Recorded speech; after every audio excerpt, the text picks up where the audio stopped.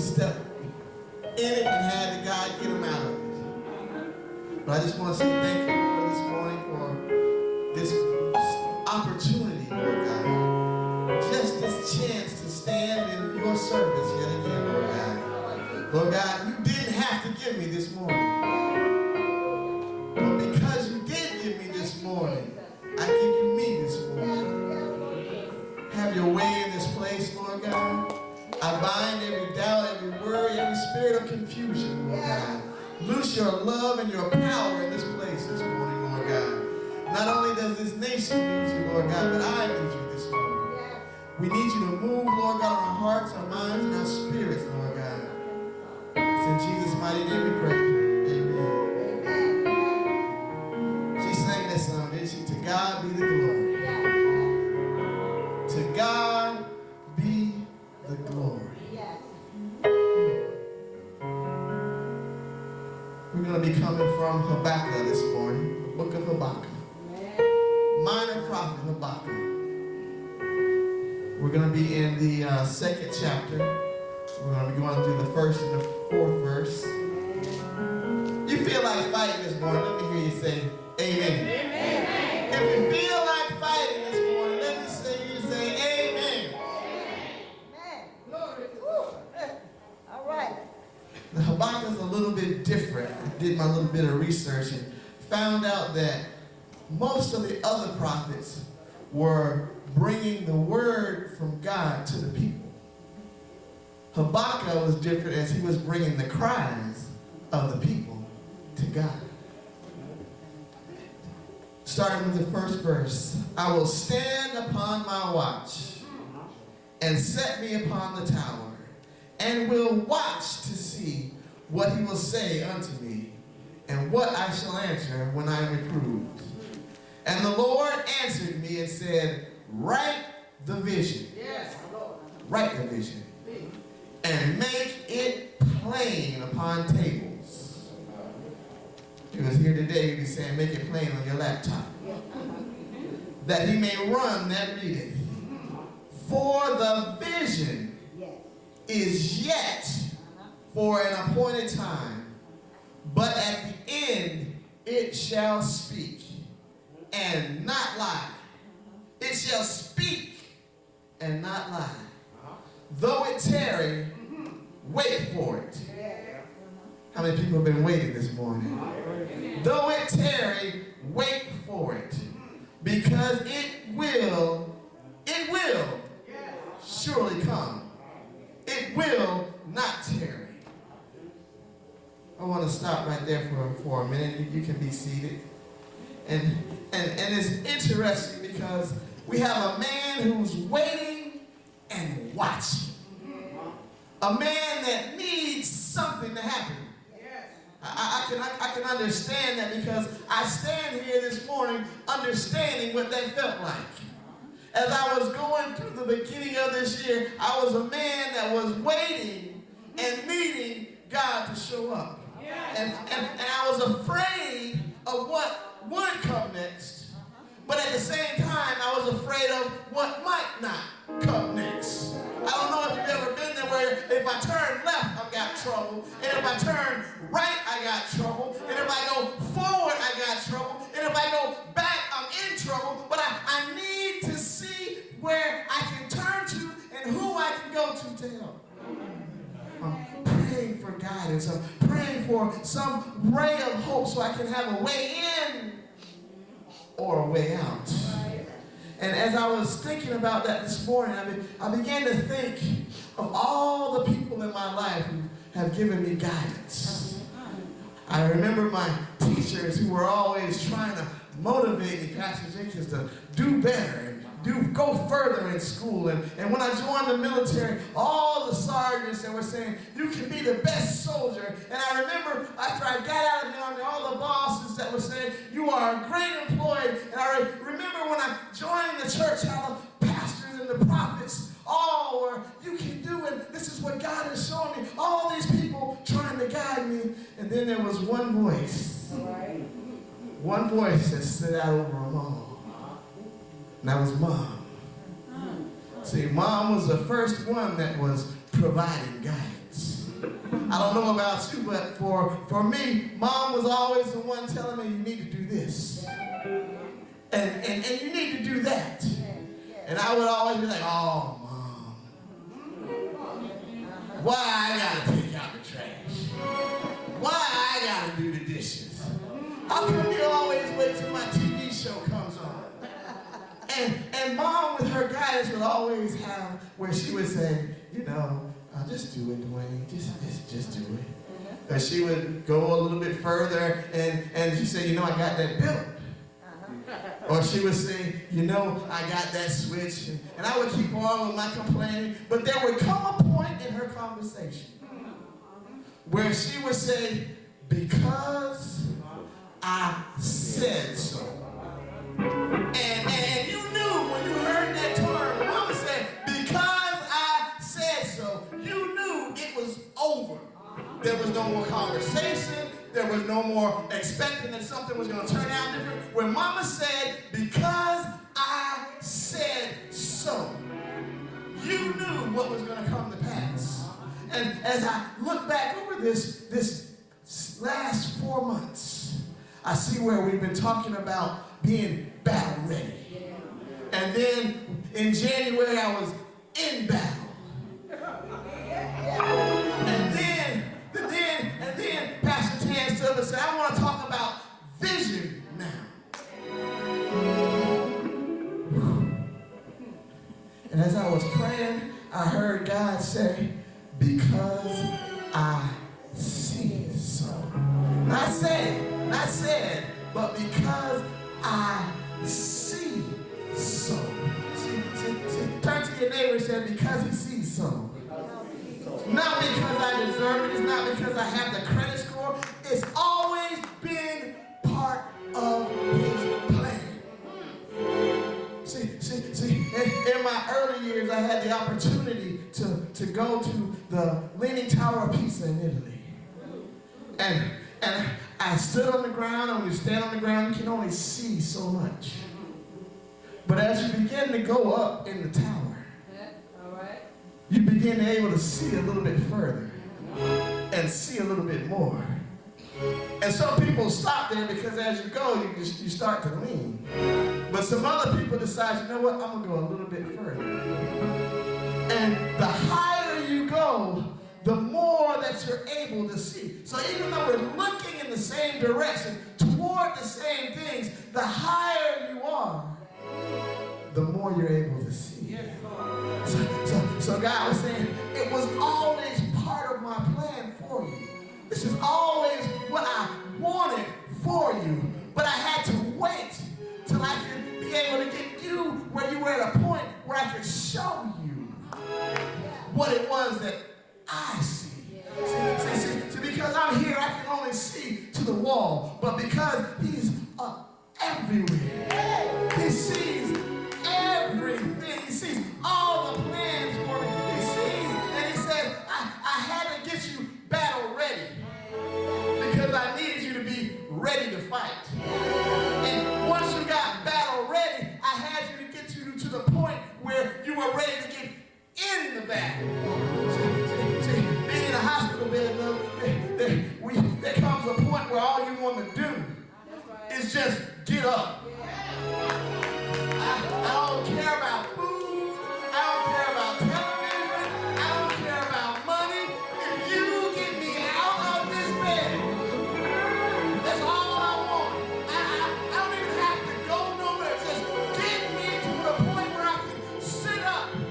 Just get me to the point where I can call on your name. Just get me to the point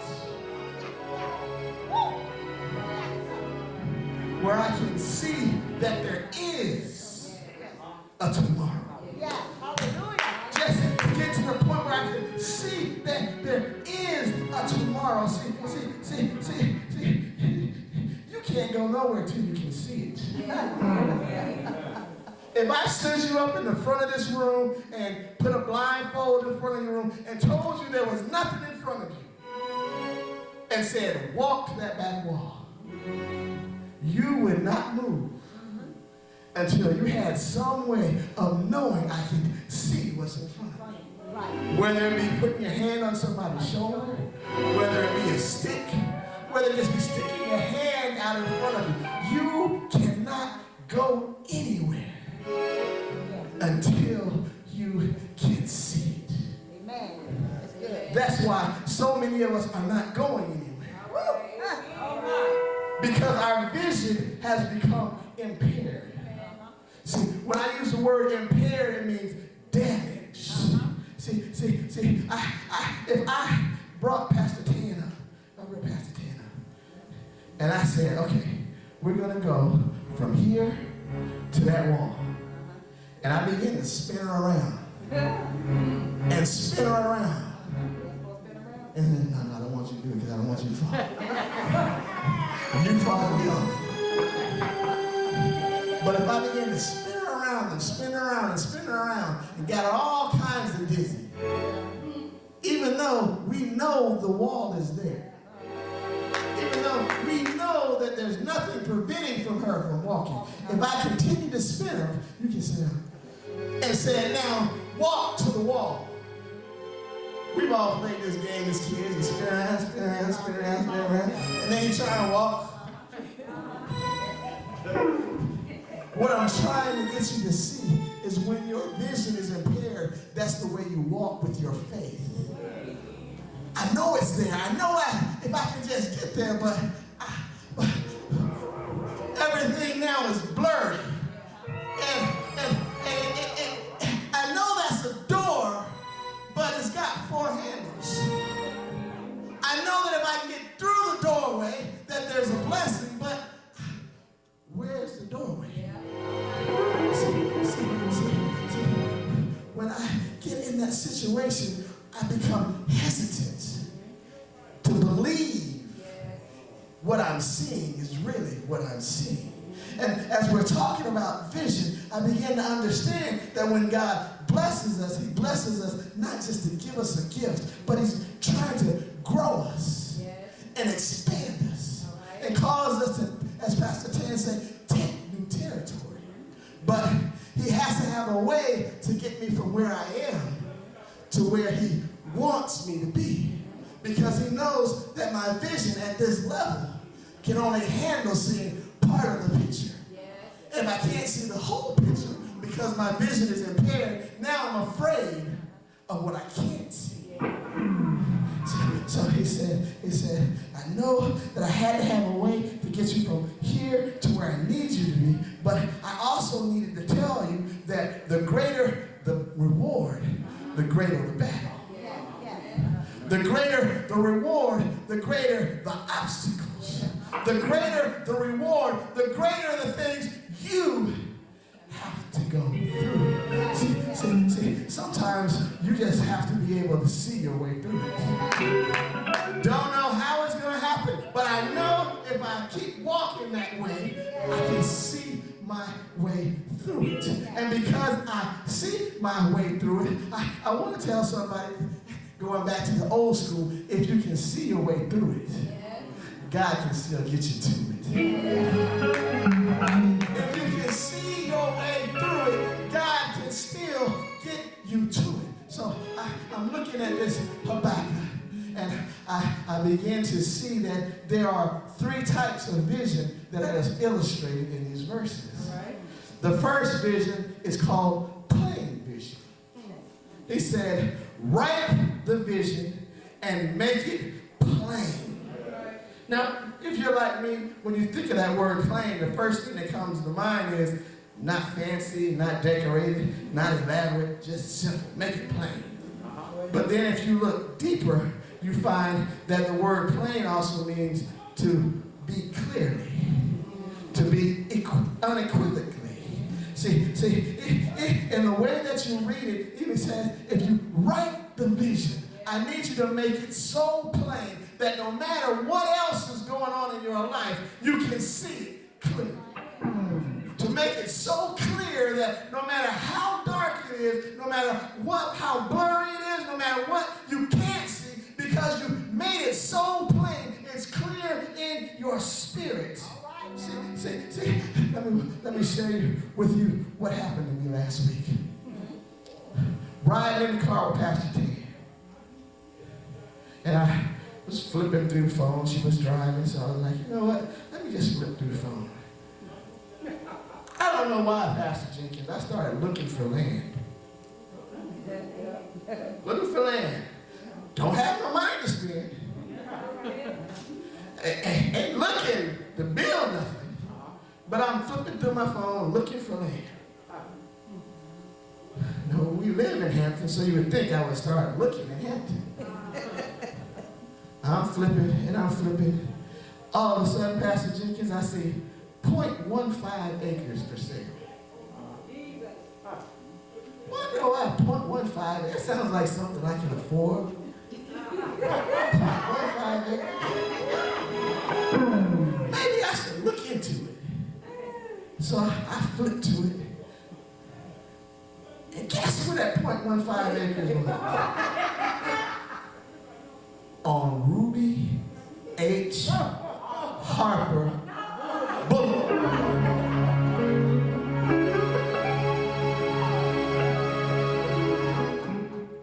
Then they have this little thing that they always show you and say, how long has it been listed? You ain't gonna believe this part. Listed for 3 days. Death, burial, resurrection. 3 days. I'm riding along with no vision, no idea where I'm going. Flipping through, and all of a sudden I'm on Ruby H. Harper Boulevard with 0.15 acres that's possible for me to afford. How does that tie into vision? Let me show you. Pastor Tan stood up here and told us about Praise City. She told us about flags going from the stop sign all the way up the street. She talked about having speakers, playing music 24 hours a day. She talked about having a service and a place set aside for single mothers can have their service and live. She talked about having a section where we could have for the homeless to come and get haircuts and take showers. She talked about something for the youth to be able. She talked about clearing the land, and I'm going, how can we buy all this land? And the church up the street got sold. Now it's abandoned. And we had apartments around. And now they're abandoned. And we have homes up and down the street that are now being sold and resold and sold and resold and being torn up, and their look and appearance is going down, so their value is going down. And God shows me 0.15 acres for sale. See, when she said it, I wasn't ready for the vision. But when I looked online and saw 0.15 acres, it became plain. Y'all ain't with me this morning. I didn't have church by myself. When I couldn't see it, he said, let me show you something. Let me make the vision plain to you. I can't give it all to you right now because you're not ready, but let me make some things plain to you. I want to make some things plain to some people this morning. I don't know how it's going to happen. I don't know when it's going to happen, but I know it's going to happen. Do you know it's going to happen? Do you believe? Pastor Tan came to me and I was at the table and I was just crying. I was just crying because I couldn't speak. And like most people, she said, what's wrong? It wasn't because anything was wrong. It was for the first time something was right.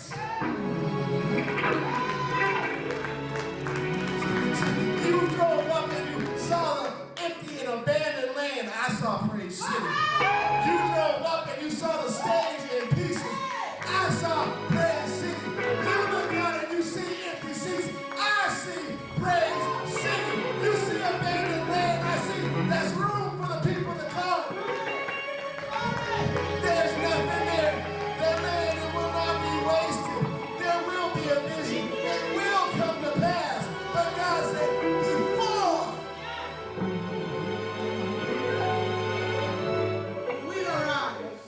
before I can give you the vision, I had to make it plain for you to understand. See, there's some things going on in your life that God is saying, I'm not messing up your life. I'm just moving some stuff so you can plainly see. I got you in that dead-end job. I got you not getting raises. I got you not being able to spend time with your family so you can plainly see that that's not the place for you. I got some of you in bad relationships. I got some of you in financial problems so you can understand and see this is not where I want you to be. And it wasn't until I got uncomfortable, it wasn't until that I didn't feel comfortable that I was ready to move.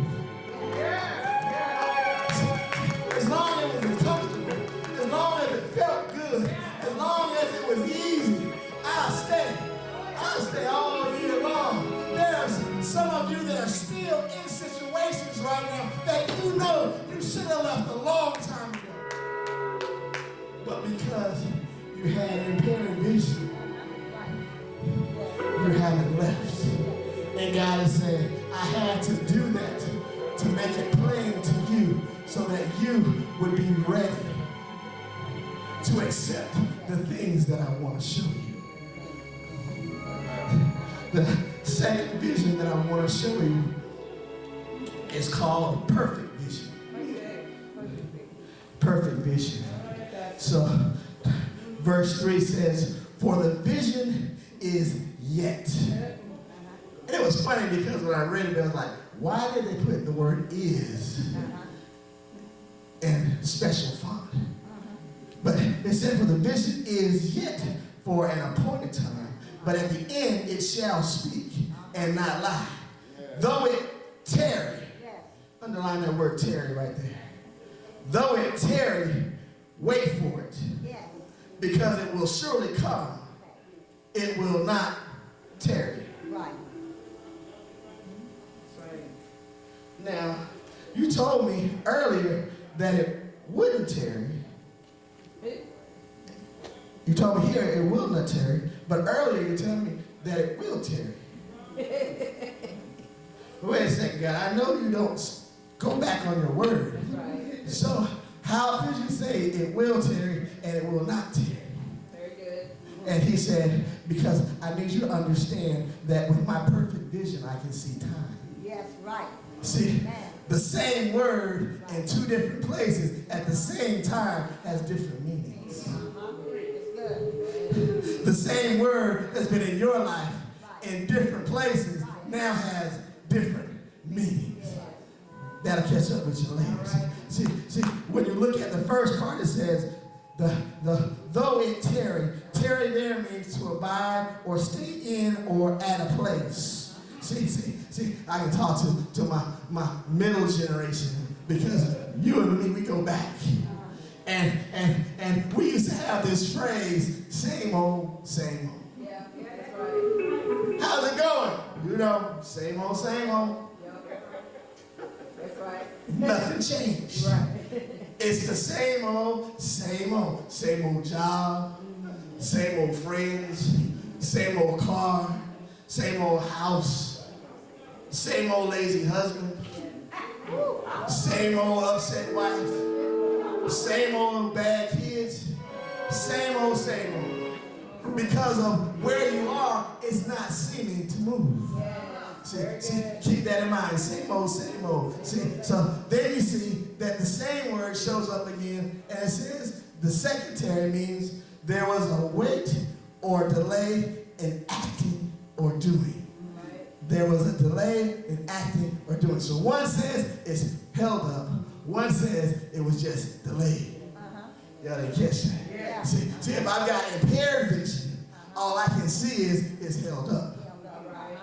If I've got impaired vision, all I can see is it hasn't happened for me yet. If I have impaired vision, I see it's not changing. But if I have unimpaired vision, I see that it said it said that there was a delay or act in acting or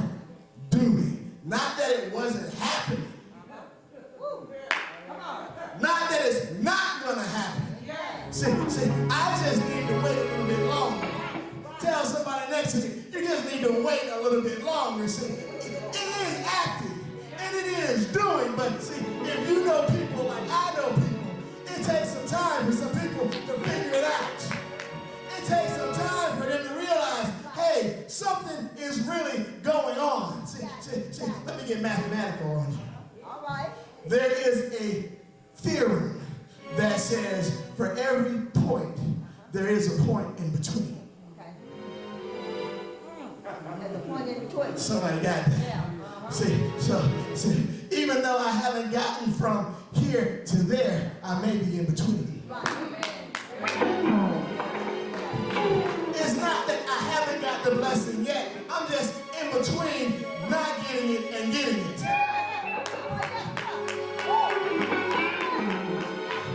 Even though I haven't got the job yet, I'm just in between not getting it and getting it.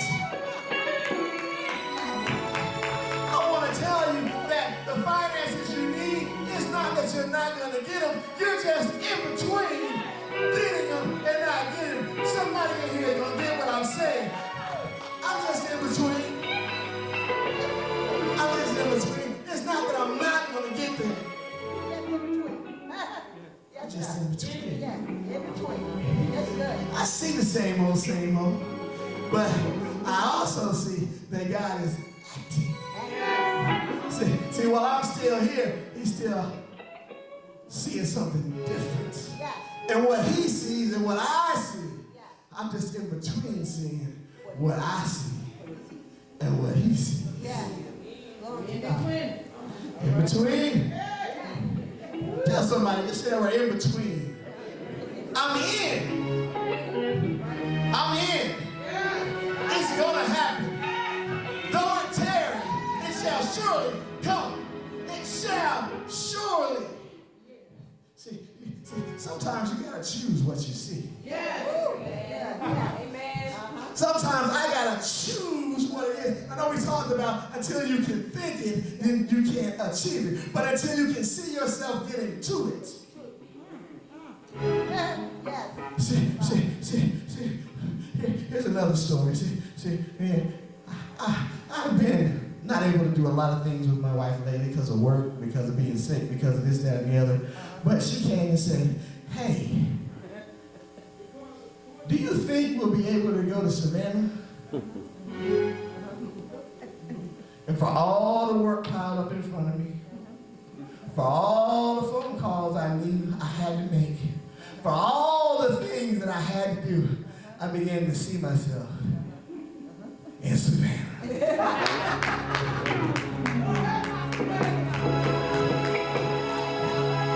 I'm not saying you're going to be out, but if you can start seeing yourself out,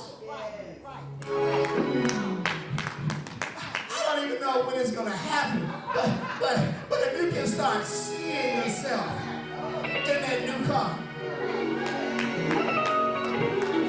can you see yourself waking up in that new house? Can you see yourself with your name plate on the office on the corner? Can you see yourself going to the bank, not standing in line at the store going, I wonder if this is going to go through? To being that person in line going, which card should I use? Y'all don't see it. I see myself driving up listening to the music. Hearing the D-Hop praise team talking about chasing after you. I see the flags waving. I see the people just coming up going, I have a problem. And I see the buildings. And I see the millions getting saved. That's right, I didn't say hundreds, I didn't say thousands, I said millions. Because if I can't see it, it's never a possibility to my faith. See, all of us know verses 1 and 2. Write the vision, make it plain. Write the vision, make it plain. Everybody wrote that. But it's interesting that verse 4 starts to go from writing the vision and making it plain to talking about faith.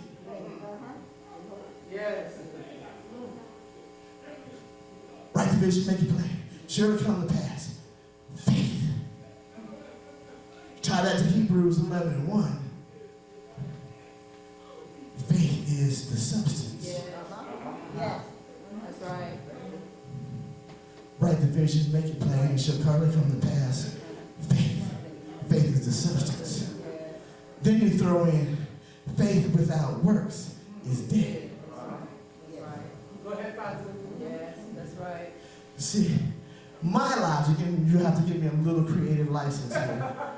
My logic tells me that anything that can die needs something to keep it alive. So I'm given a measure of faith. Faith is the substance. Faith without works is dead. That means that my faith, if not given what it needs to stay alive, can die. I know you know these people in your lives. Ain't nothing happening for me. Yeah. Nothing good ever happens for me. Everything around me is just dead. Could it be that the reason why everything around you is dead is because that things that are alive choose not to be around dead things?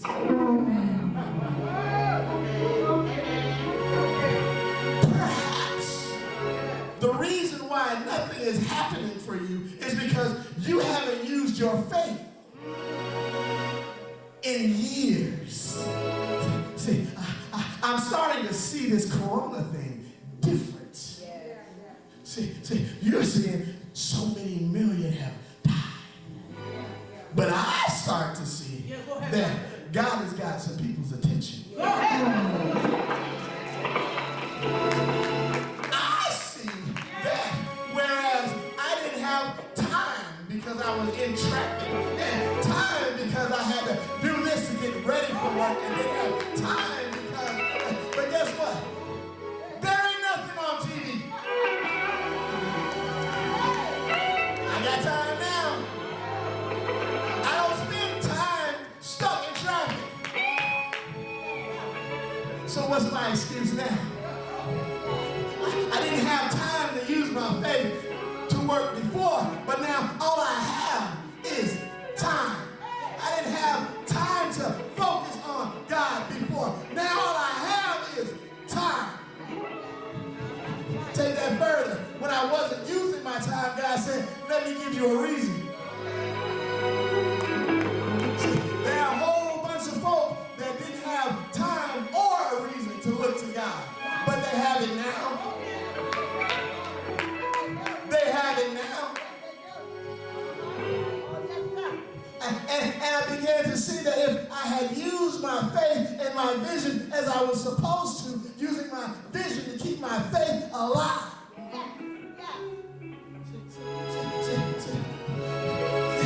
You don't put gas in a car that ain't going nowhere. Why would God put blessings on people that aren't going anywhere? Why would I take care of a church that's going to do nothing? Why would I bless people if I know they're just going to use it on themselves anyway? Why would I waste my resources when I have a people that don't want to serve me? Why would I waste my vision on a people that was going to do nothing anyway? And then I'm reminded of that verse that says, where there is no vision, where